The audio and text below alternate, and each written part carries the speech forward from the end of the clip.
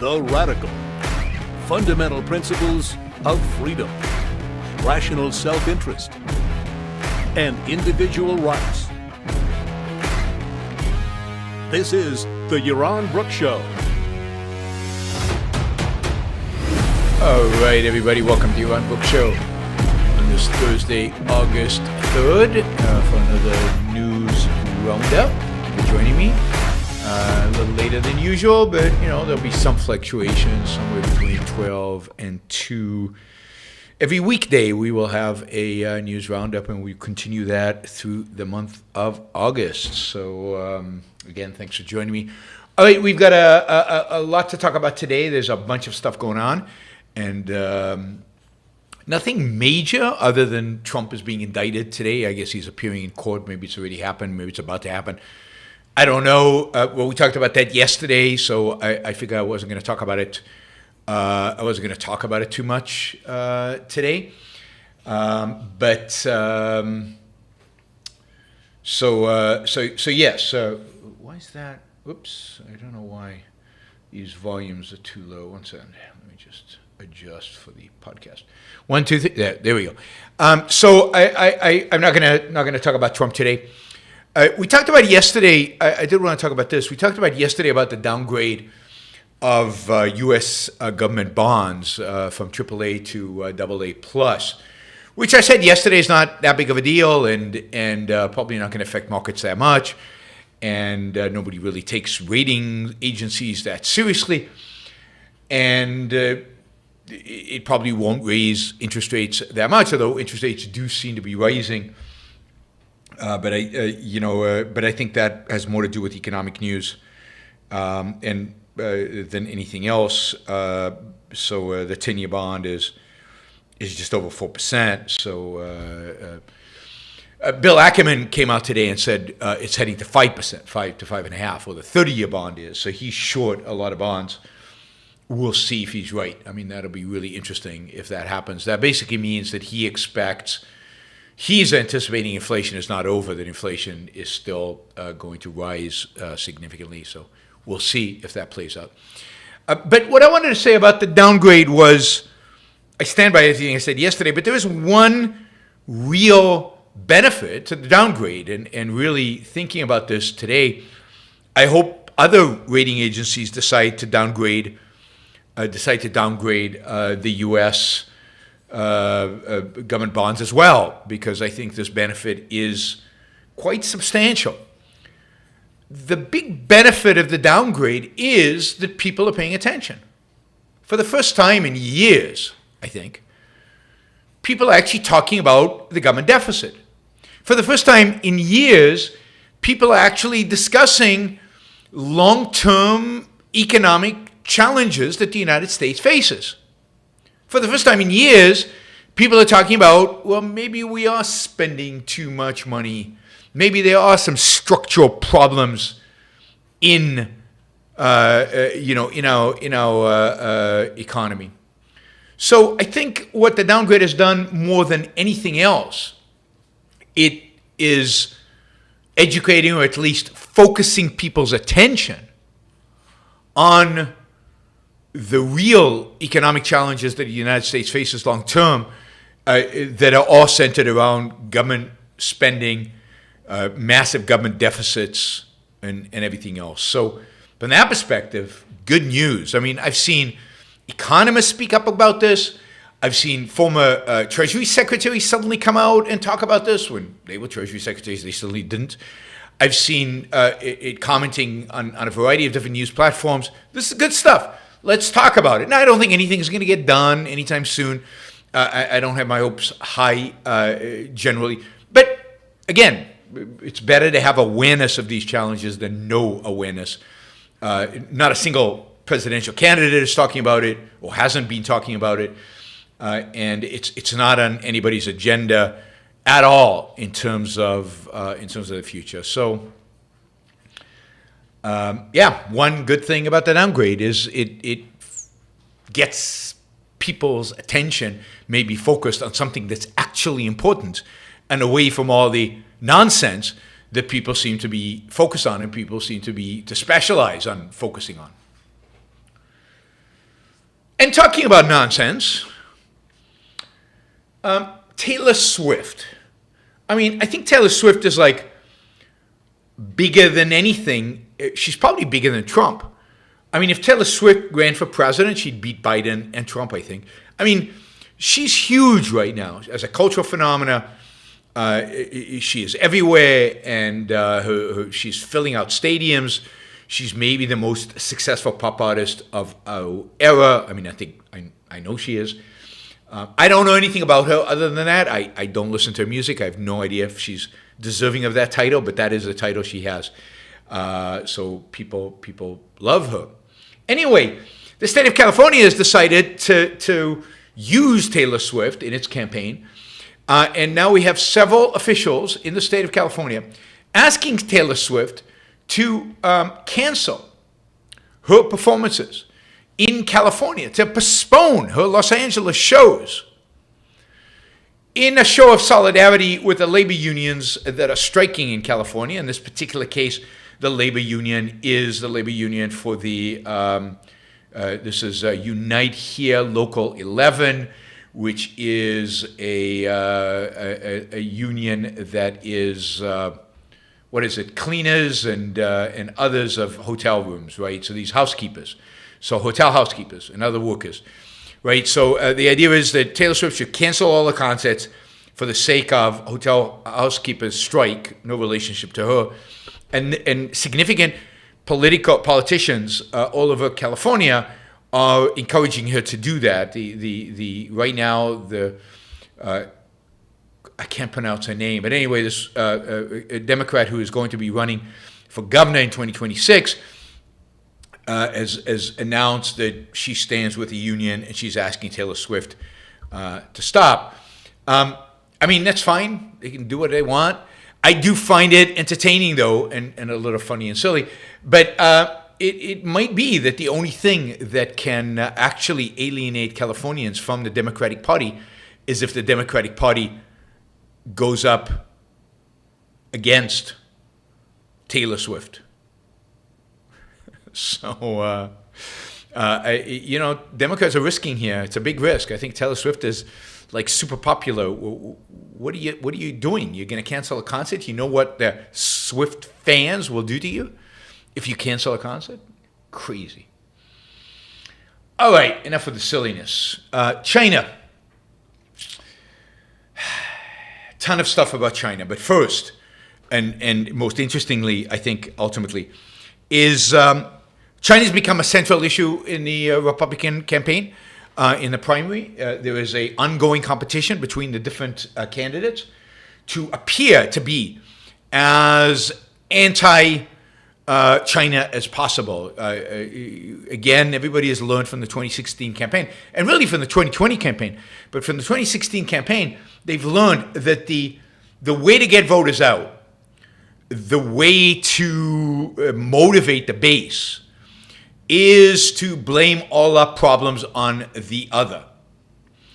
And China is great. I mean, it worked for Trump in 2016. And you could argue that one of the problems Trump had in 2020 is he couldn't blame all the problems on China because he was president. And if all the problems were caused by China, why didn't he do anything about it? So the China issue kind of disappeared on Trump, and he couldn't use it in 2020. And you could argue that's one of the reasons he lost. And I think generally, if you look at his 2020 campaign and compare it to 2016, it's very different. Because in 2016, he could run as an outsider, as a fearmonger, as a blame the other for all the problems that we have in the world, immigrants, China, Obama, elites. But in 2020, it was like he couldn't really blame everybody else for the problems because he'd just been president. And if all these other things are responsible, why didn't you do anything about it? So, who was it that squashed freedom in Hong Kong? The Chinese. And who is it that didn't do anything, didn't respond, didn't make a major speech on it, didn't invite the Hong Kongers to come to the United States, didn't sanction the Chinese in any kind of significant way? Donald Trump, when he was president, didn't do anything about Hong Kong. It wasn't an issue. He didn't care about it. He's never raised it. He's never, quite the contrary. Donald Trump has spent the last year, really during his presidency as well, complimenting Xi. So Trump is no foe of China, but it's a great talking point on the campaign. And Ron DeSantis has picked this up. And in a speech Ron DeSantis gave yesterday or the day before yesterday, on the U.S. economy and his plan for the U.S. economy. We've talked about this a little bit, and his move to make the U.S. economy strong and everything else. Ron DeSantis mentioned China 11 times in a 20-minute speech. So every 2 minutes, China was mentioned. I mean, that's nuts. Of course, everything that is a problem, China is to blame, and the easiest solution is, we'll bring all the jobs back from China, we'll kick them out of their World Trade Organization, we'll do all these things, all BS, all nonsense. And when he becomes president, he wouldn't, even if he did become president, which he won't, he can't do any of that. He won't do any of that. He would destroy the U.S. economy if he did all that. And they're all competing. I mean, unfortunately, Nikki Haley is part of this as well. You have to deal with China. But come on, you have to be an adult about dealing with China. You have to realize the costs and benefits, and you have to be able to think about how to deal with it over the long run. The best thing you can do about China right now, the number one thing to weaken China and strengthen the United States, offer visas to Chinese who want to, with engineering degrees and science degrees, who want to leave China and move to the United States. Offer them permanent residency automatically. That would weaken China, and that would massive brain drain. I mean, China would have to build a wall around China to prevent people from leaving. That would expose the true authoritarian nature of the Chinese, even to Chinese people, and who knows what consequence that would have. But that would be a bold move. I wonder if any Republican candidate, you think one of the Republican candidates would propose that? Maybe somebody, I don't know, maybe somebody with intelligence, I don't know who that would be. But that would be a way to combat China. Instead, they propose these ridiculous ideas that have nothing to do with it, and they blame all America's problems not on Washington, not on themselves, not on government spending, not on regulations, not on controls. They blame it on China, and they promise, like they have been promising for 30 years, they promise we'll bring back manufacturing jobs, we'll resurrect the Rust Belt, we'll bring back steel jobs, we'll bring back this. I mean, in this sense, the Democrats and Republicans are exactly the same. They can't do any of that. They shouldn't do any of that. The U.S. economy is not a manufacturing economy. It will never be again. Instead, they should say, we'll do away with regulations, we'll lower the cost of doing business, and whatever industries win out, great, and maybe the United States should be one big service economy. If you count service as designing chips, coding, writing software, doing AI, all those are service jobs. And let other people do the manufacturing. They're better at it, cheaper at it, more productive at it, more efficient at it. But no, God forbid you leave it up to the market. We are wiser than the market, say the Republicans and say the Democrats. We know what kind of jobs the United States needs, and we will make sure that those jobs come back to America. We will engage in industrial planning, say the Republicans. And the Democrats. All the same. All right, just on China again, just some of the authoritarian nature of China. China is set to limit teenage use of smartphones. So China is doing, again, what I think Americans would like to do, but don't have the balls to actually do it, luckily. And they are cracking down on technology addiction among children by restricting legally by the government how much time children can spend with technology. This is going to be through the country's internet watchdog, the Cyberspace Administration of China. And smart devices will all have tracking devices. And there will be a minor mode and that mode will limit what young people can do, and it would make anybody who's under 18, for example, won't be able to access the internet between 10 p.m. and 6 a.m., but also during the day, it will limit the time they actually spend on it. So there you go. This is authoritarianism 101. This is the kind of micromanaging of our lives, and this is of course what many Democrats and Republicans would love to have the power to do in the United States. Okay, one more story about China. This one more focused on China weakness. Xi Jinping, is one of his big initiatives has been to transform the People's Liberation Army, the Chinese military. He spent a lot of his political capital on doing that, integrating it, creating much more of a military force like the United States has, that can fight in both air, sea, and land in an integrated, technology-forward way. One of these prime focuses has been the creation of something called the Rocket Force. Think about Rocket Band, but Rocket Force, which is the custodian of China's nuclear arsenal. It has an array of missiles, launch silos. It really is an attempt by Chinese to match American superiority in nuclear technology and deter America through a large nuclear arsenal. Just this week, Xi has had to fire the two top commanders of the Rocket Force, people he appointed, and bring in outsiders with no experience with regard to nuclear missiles. It's the biggest upheaval in the military in over 5 years. And, at the same time, I don't know if you've been reading the story about the disappearance of China's foreign secretary. His foreign minister just disappeared, Queen Gang, who disappeared and then finally was replaced in June without any explanation. Nobody knows where he is, right? Anyway, all this, the shakeup in the rocket forces and the shakeup within the foreign ministry, all raising the specter of corruption and disloyalty to Xi, and maybe some complications and slowdown in China's efforts to really boost its military. One of the reasons I don't expect China to invade Taiwan is I think they know they are way behind the United States in military capabilities. The United States not only has better technology, it has better trained forces, but these forces are tested. They fought wars.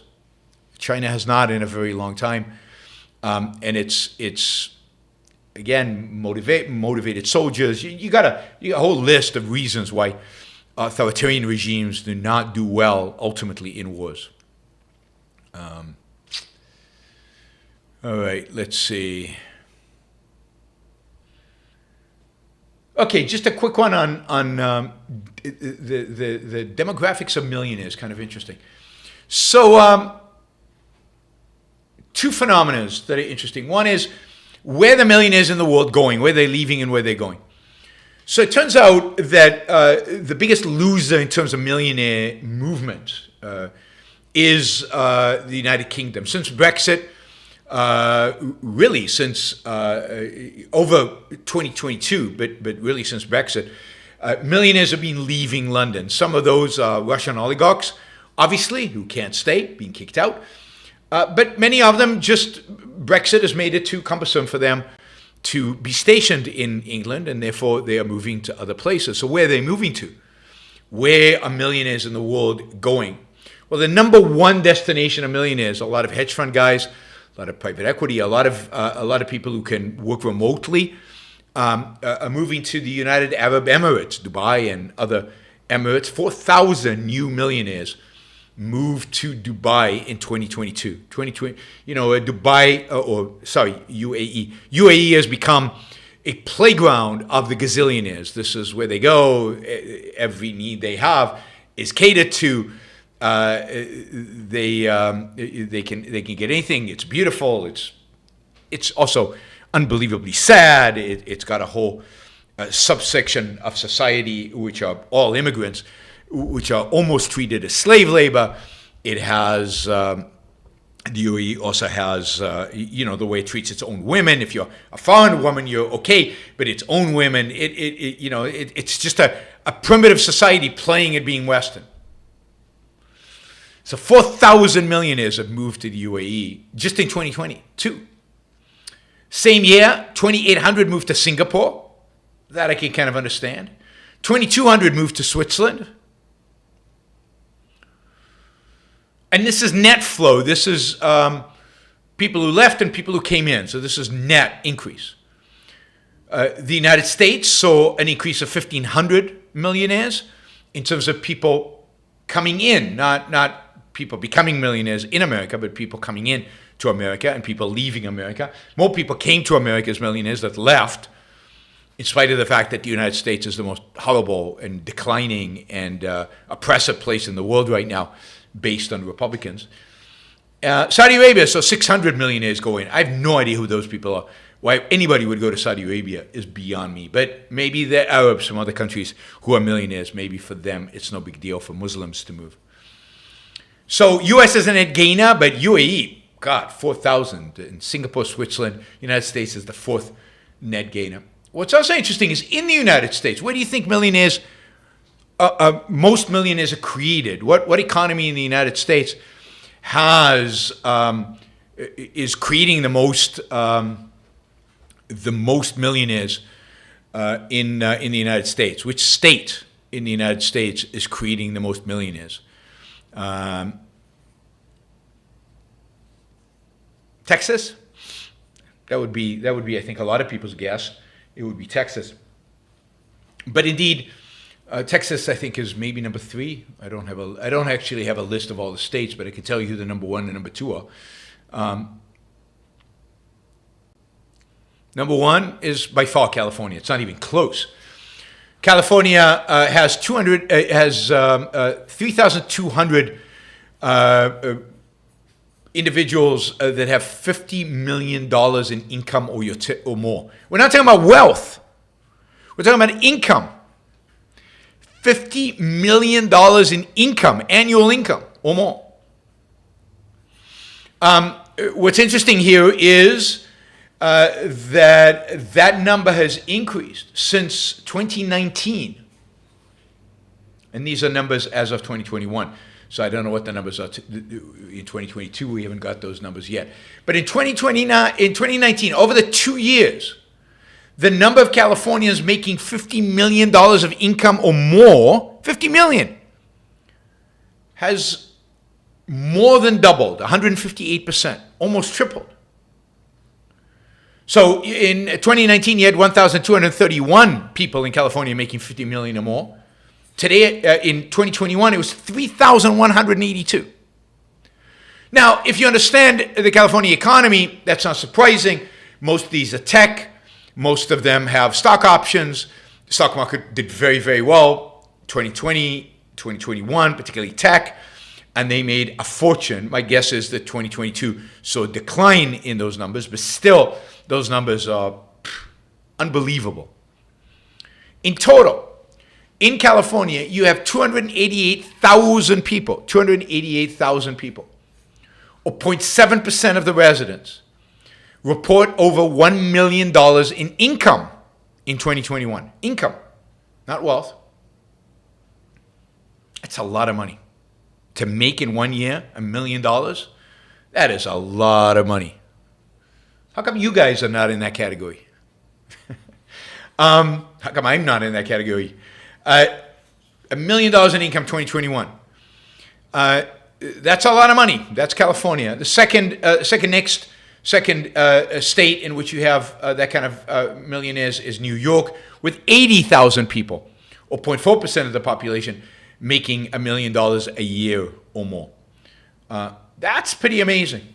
And this is why California remains attractive to entrepreneurs. It remains attractive because it's still the wealth-creating engine of this country. You might want to denounce it, and the reality is millionaires are not leaving California. Millionaires are staying in California. Because if you're a gazillionaire, if you have a lot of money, California's, yeah, you pay a lot of taxes. But California is it's a phenomenal place to live if you have that kind of money. They don't have security. God. I mean, look at the crime rates.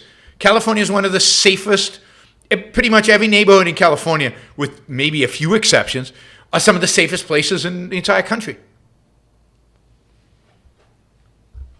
You guys are completely, well, not you guys, Scott is completely delusional about these things. And it's all driven by politics. So the politics of California that he doesn't like, that there must be crime. Millionaires must be leaving. It must be all inertia. It can't be actual wealth creation. Yep.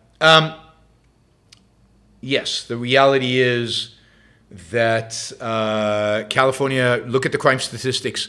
Yeah, businesses, people are leaving downtown San Francisco because of the homeless people. Yeah, but it's if you live in San Jose, you live in Santa Clara, you live in Mountain View, you live in Palo Alto, you live in Saratoga, you live in Southern California in Orange County, crime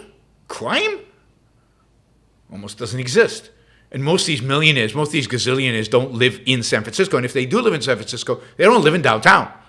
They live in the beautiful part of San Francisco that has a view of the Golden Gate Bridge, some of the best views in the world, and in neighborhoods that are really safe. Yeah, don't live in downtown San Francisco. Not a good idea. Even in downtown San Francisco, not downtown, but like south of Mission, where a lot of high-tech guys live, you don't want to own a store because they steal stuff, but in terms of safety, I don't think the crime statistics in terms of murder or violent crime are that high as compared to other cities in the U.S. All right, it's just like the same perspective people have this perception of New York as a super violent place. No, New York has the same level of violence as Midtown America. It has the same level of violence as what you would think of suburbia and, red states, and it has lower violence than many cities in Texas.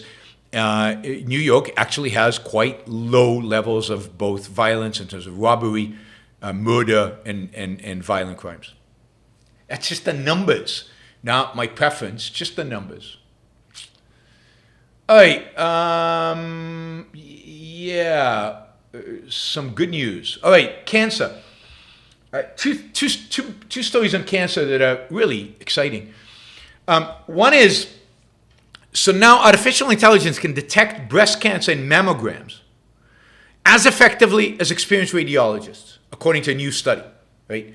So the emerging technology, AI screening of breast cancer has the potential of cutting radiologist workload by about half and allowing radiologists to focus on the more complicated, questionable, kind of where you need a lot of experience and when you need kind of their particular skill, focus on those cases.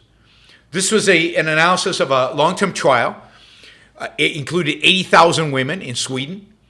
It was published on Tuesday at the journal Lancet Oncology. And the AI actually identified 20% more cases of breast cancer than the standard reading by two radiologists. And it's fantastic. I mean, this is exactly the promise of AI. This is the kind of increases in quality of life, it truly is stunning and amazing. And by the way, this is the kind of technology that is really going to change our lives and make the world a better place to live and improve quality of life dramatically. So yay for artificial intelligence. I'm wondering, and I need to look, I need to look more carefully at the study because I didn't notice this, but I wonder if it also is better at at false positives, because one of the great problems with mammograms is lots of false positives. It looks like it's something, but then when you look carefully, it's not. And I wonder if AI is better at eliminating the false positives, and that would also be huge in terms of reducing stress and fear and challenges for women. So let's hope that it does that as well. Finally, there is now a drug in development. It just passed. It was just done. Well, not these. It hasn't. It's in phase 1 clinical trials. We don't have the results yet, but we do have results from preclinical trials. This is basically in the test tube and on animals. Anyway, they released this drug. I think Bree says it's AOH 1996. Yes, AOH are the initials of a young girl who died from a rare form of cancer in 1996, who inspired, I think, the researchers who are doing this work. So the drug's name carries her name. AOH was her name. What's interesting about this drug is that it targets a specific protein and a specific process by which proteins are made that only cancer cells engage in. Now, this has been known for a long time, and it's been known for a long time that somehow you could target that. And you could produce a drug that just targeted that. It would be able to differentiate between healthy cells and cancer cells because only the cancer cells do this. But forever it's been thought as too difficult, too complicated, didn't have a path in, didn't know how to do it. Anyway, now they have it. It looks like, right? We haven't done human trials yet, so until we do human trials, you don't know. But it certainly looks like scientists have made dramatic progress in achieving this. They're calling it the cancer killer drug because it targets just cancer cells and any cancer cell. So this is multiple cancers. So this is the one thing that most cancers, if not all cancers, share, is the production of this one protein. So that this drug, you inject it into a human being, and it will go around your body and basically kill all the cancer cells and leave all other cells alone. And this is, of course, massive because right now we have lots of chemotherapy that kills cancer cells. And Scott, you're being an idiot, if I could say so, a real idiot. But if you could actually take this cancer, the problem with chemo is that it doesn't target the cancer cells exclusively. The problem with chemo is that it will also attack regular cells. The problem with chemo is that when the chemo goes in, yes, it kills the cancer cells, but it also kills a lot of cells around it, and that's why you have all these horrible side effects that people who go through treatment, they go through cancer treatment, suffer from. So yeah, I mean, this is a major breakthrough. I'm excited by it. This replaces this, as Frank says, the scorch and burn method, and this becomes a much more targeted effort. So let's hope this is true, because this would be completely revolutionized and change the lives of millions of people, billions of people, if we had a real cure for cancer, which what this drug might be. We'll see. All right. Yeah, I had one more story, but I'll just save that. I'll save that for, regarding Russia, I'll save that for tomorrow. Thanks, everybody. Scott said gratuitous. Yeah, but you deserved it. Remo says, oh, wow, I didn't even notice, and we've blown through the target, and we have like 4 questions. So if you still want to ask a question, happy to answer them at any dollar amount. But let's start with Remo. Remo says, this is for the show from last night about PE.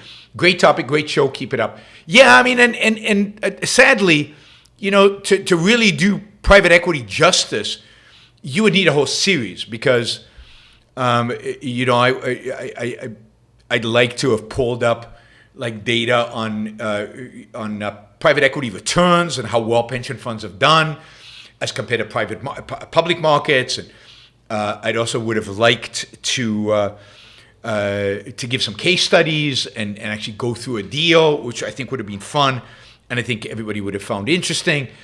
You know, there's so much that this topic deserves. I think private equity is an important feature of a marketplace, and yet, you know, so I gave it, I talked about it, at least you know what it is and how basically it functions, although, again, we could get into a lot more details on it.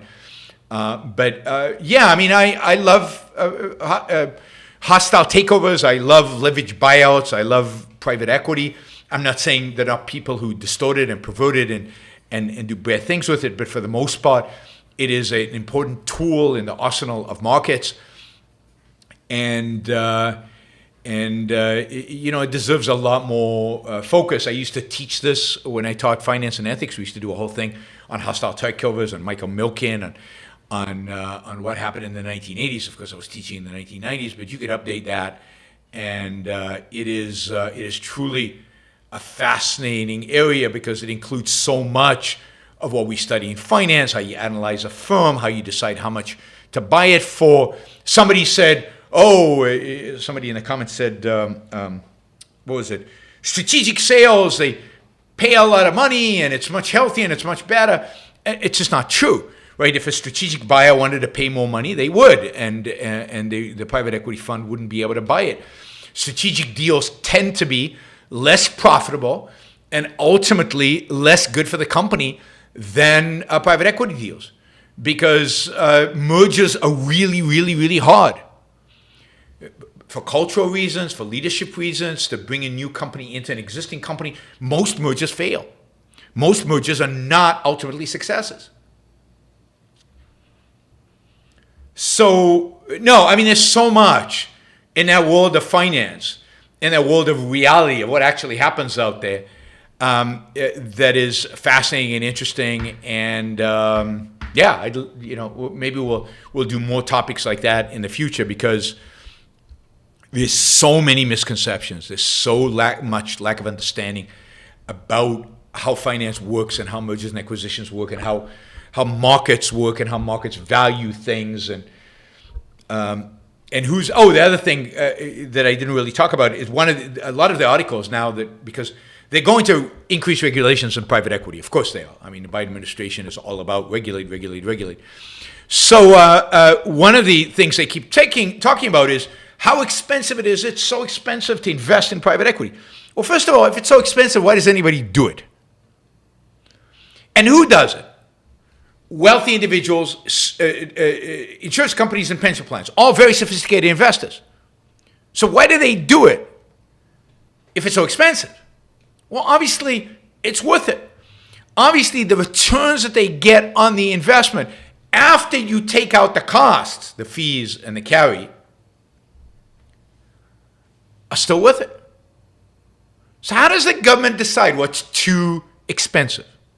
And why does the government decide what's too expensive for sophisticated investors investing in a private equity, but they don't decide what's too expensive, I don't know, in your mortgage firm, in your broker's firm, or in how much the iPhone costs? Too expensive. Maybe we need price controls on iPhones.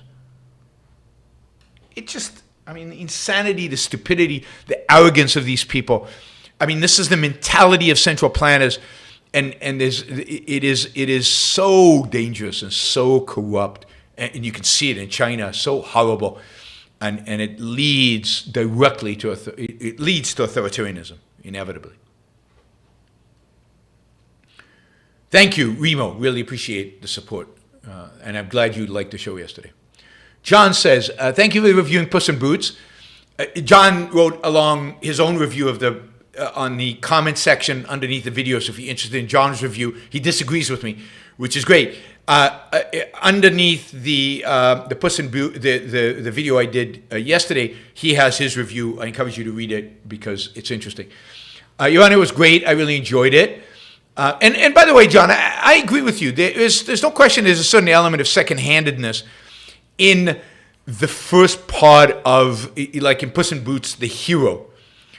But there's also a certain, I don't know, fun element to it. There's also a certain heroism and just a certain love of life that he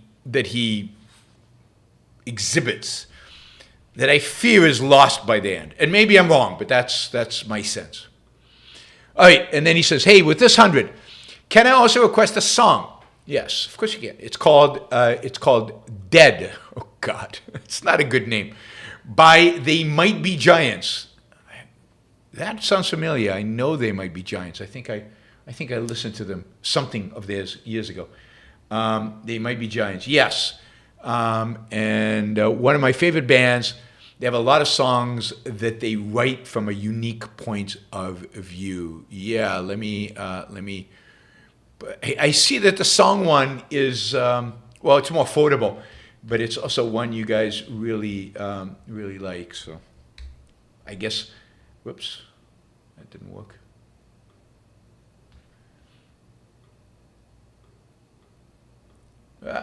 Sorry. All right, there we go. So I guess we'll keep it for now and see what happens. So thank you, John. Thanks for the support. Thanks for the $100. And yes, I will review the song Dead. Michael says, is Vivek too intellectual to win the Republican primary? No, I don't think so. I think he's. I think there's a lot of issues with him, but.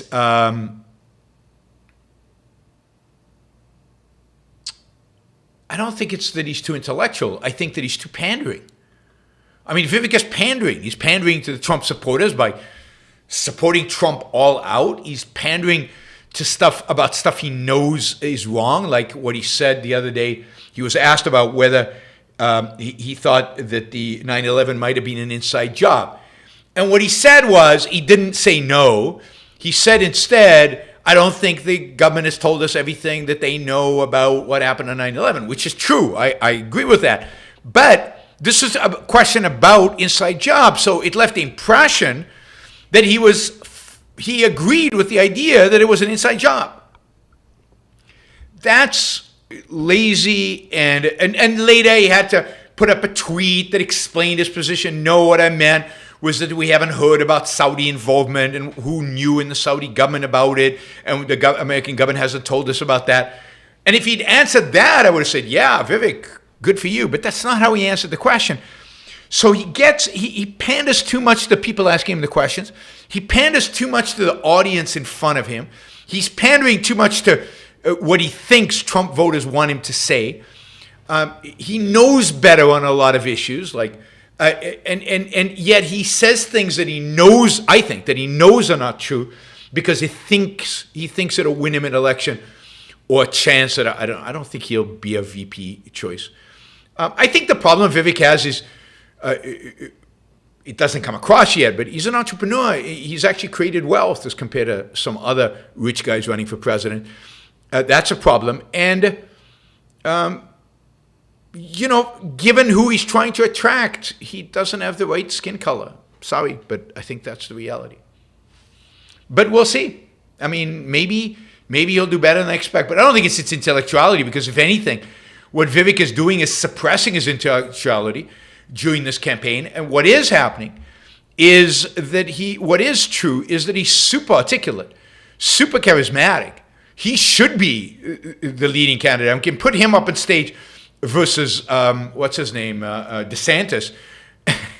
And Vivek runs circles around him. DeSantis is flat, has no emotion, can't really communicate well. Vivek is quick, sharp, exciting, and if it was just about skill, Vivek would be second to Trump right now. But it's not. There's a lot of other factors, and but he is unfortunately, he just panders to everybody, and he's got to develop a spine, not just a spine to attack what everybody expects him to attack, but actually to stand up to his own base, to stand up and advocate for the truth in the face of Republicans. And if he can't do that, then he's not a true leader. And that's his problem. All right, thank you, Catherine. Thank you, Shally. Thank you, Mary Eileen. Mary Eileen, I keep having you remember. I get it wrong. You too can support the Yaron Book Show, show value for value by, if you're listening live right now, by using a sticker or asking a question. And if you are not listening live, if you're listening on a podcast or listening to the YouTube show afterwards, you can support the show on Patreon. I am on Patreon. Somebody wrote me today. They just started being a donor on Patreon and said, a contributor on Patreon, and they said, I didn't know you were on Patreon. I just, listening to you for a long, long time, and I didn't know you were on Patreon. Yes, I'm on Patreon. You can support me on Patreon. It's easy. It's fun. It's exciting. Anyway, please support me on Patreon, particularly if you can afford. If you can afford it, and don't do it if you can't afford it, and view it as a trade, as a value for value. You're paying for something that you're getting for free now. You can do anything from $2 to $25 a month to $500 a month, and $500 a month, is what makes those contributors make a big difference to the continuation of the show. All right, Colin says, new book, The Visionaries, Arendt, Beauvoir, Rand, Weil, and the Power of Philosophy in Dark Times. The author was interviewed on a daily podcast that's worth checking out. I've read a review of the book. I haven't read the book yet, but I've read a review of the book. It sounds like he completely doesn't get Ayn Rand, again. But it is good to see Ayn Rand being presented, being put in, these other women are not at her level, but at least being put in with women who, Beauvoir and Arendt are certainly women who are considered giants of the 20th century by popular culture. So it's good to see Rand in the same title as them. It's a great opportunity for people to be exposed, to Ayn Rand a little bit, even though he in the book seems to misrepresent her quite a bit. So I think it's exciting. It's exciting to see Ayn Rand mentioned in the culture. A new book, Fox, all this other stuff is going on. There will be more, I promise. Much more to come. Charlie, if you were dropped in Venice circa 1400s, late Middle Ages, and tasked to be a financier, how well would you? Silly question, but I'd love to see how you'd go about it as a thought exercise. You mean with the knowledge that I have today, with the knowledge that I have of what happens in Venice? Look, the thing is to finance those things that are going to take off. Trade is a big part. Now, 1400 is not the greatest period.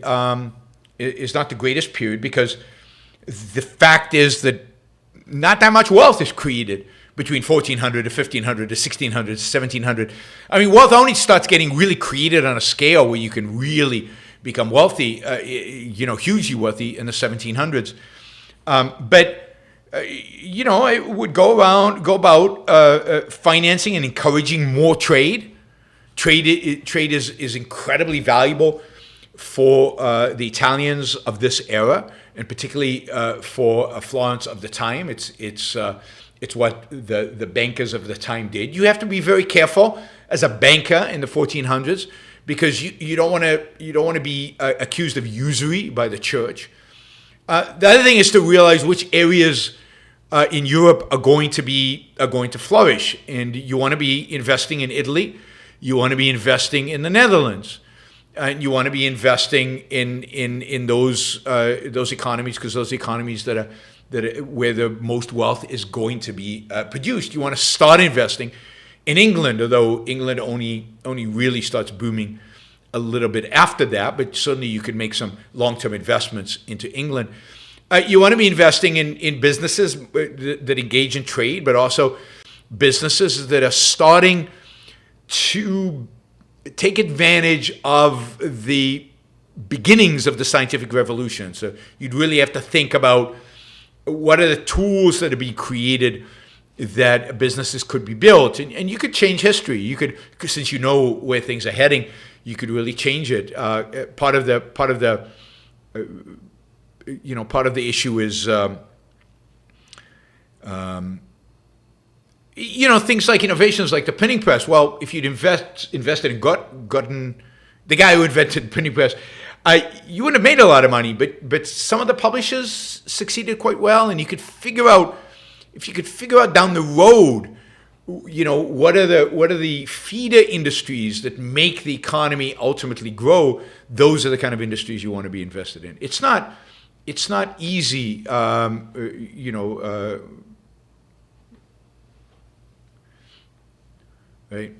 Anyway,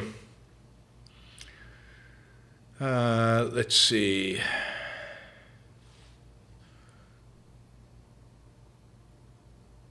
Thanks, Shelley. James asks, can you comment on the holding company versus private equity? I think a lot of people forget that Berkshire Hathaway is a holding company. Buffett and Munger both hate private equity. How much is it reviewing a 10-minute clip? I mean, if you want me to review a 10-minute clip, I don't know. I mean, 10-minute clip turns out it's a whole show. I don't know. Make me an offer. What can I say? I don't know. I'd be happy to look at a 10-minute clip and review it. So make me an offer. But look, Buffett is wrong on lots of things. Lots of things. Remember, Buffett's a Democrat. He believes in democratic kind of economic policy. And he's wrong on private equity.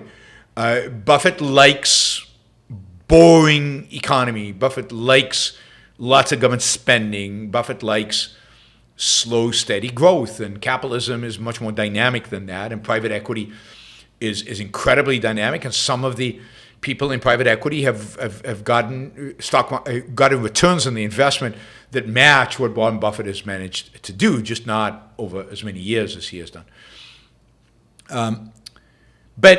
So the fact that Buffett is against it means nothing to me. We disagree on a lot of different things regarding the economy, regarding even business. But look, a holding company is just a particular form of structure. In Warren Buffett's case, he has created a holding company, and then he buys a bunch of companies that are subsidiaries, in a sense, of that holding company. I don't particularly think that is a particularly efficient way of managing a business. I think in many respects, what Buffett does different than private equity is he buys companies that are already growing. He buys companies that are already succeeding. He doesn't do a lot of replacing management. He doesn't do a lot of changing strategy and things like that. That's one strategy you can engage with. My suspicion is that when Buffett leaves this earth, his holding company will not be very successful. I think what made the Buffett holding company successful, Berkshire Hathaway, is Buffett's unique genius, and it's not replicable. It's unique. It's just like the guy who ran GE for many years and ran it so successfully. You can't replicate that. Nobody else could run GE that successfully. Actually, it's not replicable. Conglomerates like a GE, like Berkshire Hathaway, rarely succeed in the world. So Berkshire Hathaway is a holding company, lots of subsidiaries, lots of companies underneath it. The question is, do you know enough about all these subsidiary industries to be able to be a good investor in all of them? Jack Welch was the GE guy. Thank you, Remo. And it's rare that anybody can actually do that and run them all successfully. Buffett has done it. Jack Welch did it. A few others have done it in history, but that's about it. Private equity, the private equity owners don't pretend to be experts. They value particular companies. They are agents of change. They're not agents of the status quo. And they come in and they shake things up. And what they do is they hire experts in shaking companies up to run the companies that they have. They don't pretend to be the CEOs. They don't pretend that they can manage them all. They hire people who are specialists at this. And it's a model that's worked phenomenally well. So I'd say a holding company, the way Buffett views it, is much more about investing in the status quo, investing in success that already exists. Private equity is a lot about shaking things up and squeezing value or creating value where it wasn't there before, and creating more value out of the assets and putting them to the best, most effective use. Thank you, James.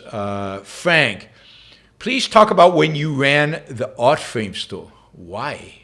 What would I I mean, I didn't run an art frame store. I invested in an art frame store that was literally, my wife and a couple of friends of mine all ran it. I'm not sure what perspective you want on it, but we opened it up during the recession in California in 1993, late three, maybe early 1994. And we had beautiful, beautiful artwork, all reproductions, and magnificent framing, magnificent frames, and great framework. And the whole idea was to introduce people to great art and to encourage people to buy it. And people didn't buy it. And a lot of it had to do with the recession. A lot of it had to do with people's taste in art. They didn't like great art. And then they ended up coming into the frame store and asking for junk to be framed. I mean, horrible stuff that we didn't even consider art. And this friend of mine who was doing the framing, she started hating it because she landed up having to frame all this garbage instead of beautiful stuff. The whole point of the store was to do beauty. Other times, people would come into the store and say, "Wow, this is amazing, I love it, but my wife/husband, they won't like it." Or "This is amazing, this is wonderful, but wow, I couldn't hang that up in my home." I mean, it takes a certain level of courage and vulnerability, willingness to be vulnerable, to put your art on display for the world to see.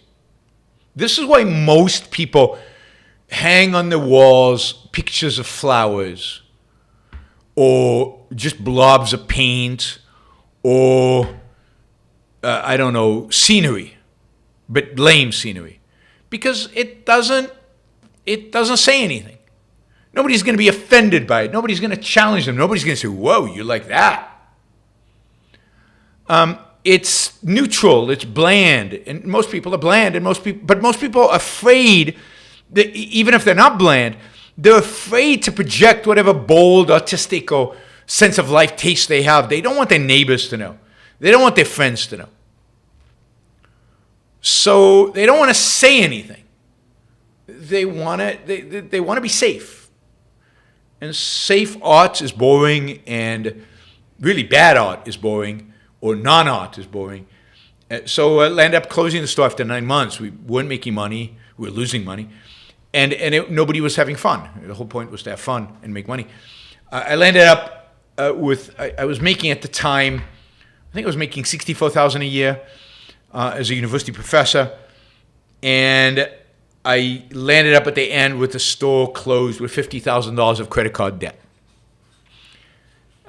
which took me years to pay off, but I ultimately did. And but hey, do I regret it? No, not at all. It was fun. It was interesting. I learned something. It was enjoyable. It was fun to do business with friends. I never understood this idea of don't go into business with your friends. Who else would you go business with? Only people I'd go into business with are friends. I would never go into business with a stranger. That would be weird. Anyway, so you manage. You figure out how to pay off your debts. You figure out how to live in a way that's appropriate, and you figure out how to manage your finances in a way that it doesn't kill you. And but you got to take risks in life, and you got to go for it. You got to do things that you think will be enjoyable and fun and interesting, and maybe make you money. And sometimes you will fail. Maybe often you will fail, and you have to just accept that, learn from it, embrace it, figure out what you did wrong, what you did right. Or sometimes it's just like, it failed, on I go. But never give up on it. Never stop taking risks. Never stop venturing out there and trying new things. It's like boring art. Don't make your life a boring life. Thanks, Frank. All right, thank you, everybody. We did great on the contribution, the fundraising side. That is fantastic. I will see you all tonight. Augustina is going to be with me. We're going to talk about immigration. You can come and ask all your tough questions on immigration. Again, we'll have a $650 goal. We have to make it this time. We didn't make it yesterday. So please join us. Please ask questions. Please challenge us on immigration. A lot of interesting questions, a lot of tough questions. Just today, I read a new study on immigration, which was interesting. I'll talk about that with Eugenia. come on over, and tonight 8 p.m. Augustina's wonderful, and we will talk everything you ever wanted to know about immigration, but we're afraid to ask, and we'll have fun